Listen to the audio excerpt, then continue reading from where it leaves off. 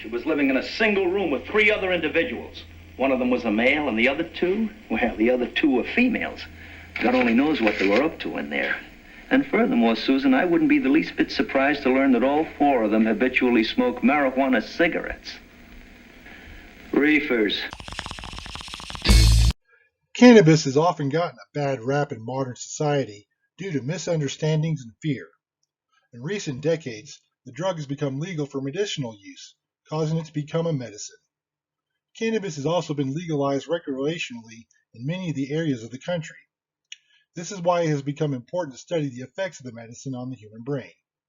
In an unmedicated brain, neurology involves a complex interplay of neurons, neurotransmitters, and brain regions to process information, regulate bodily functions, and facilitate cognition, emotions, and behavior. In order for a brain to function properly, it must have billions of neurons, neurotransmitters, dopamine, serotonin, GABA, glutamate, neural networks, synaptic plasticity, and homeostasis, which leads to a cognitive and emotional processing.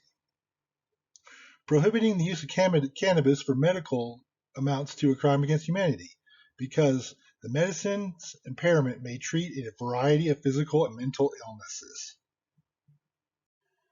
There are many different cannabinoids in cannabis. However, THC, delta 9, is the primary psychoactive component of cannabis. For this video, we will be concentrating on THC. THC affects the brain in several ways. Dopamine release. THC increases dopamine levels in the brain, particularly in the striatum and the nucleus accumbens, which are the key regions involved in reward and pleasure. This increase in dopamine is associated with the euphoric high that users experience.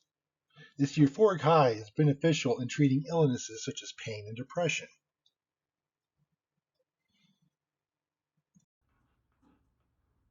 Altered neurotransmitter function.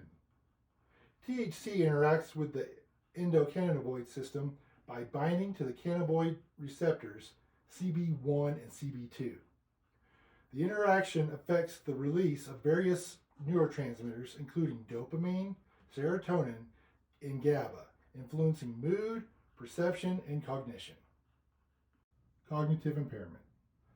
THC can impair short-term memory, attention, and executive function. These effects are due to their impact on the hippocampus and the prefrontal cortex, which are critical for memory function and decision-making. Psychosis. THC can induce psychotic-like symptoms, such as paranoia, especially at high doses. These effects are linked to THC's modulation of brain regions involved in salience and reward processing, such as the striatum, midbrain, insula, and anterior cingulate cortex. Mood alterations. THC can cause mood changes, including euphoria, relaxation, or anxiety. These efforts are related to action in the limbic system, which regulates emotions. This is beneficial to psychiatry because we can now change a person's mood, cause them to be more relaxed, or give someone a boost of energy naturally. Motor coordination. THC affects motor coordination and reaction time by acting on the basal ganglia and cerebellum, which are involved in movement control. However, impairment is not as severe as alcohol. Reefers.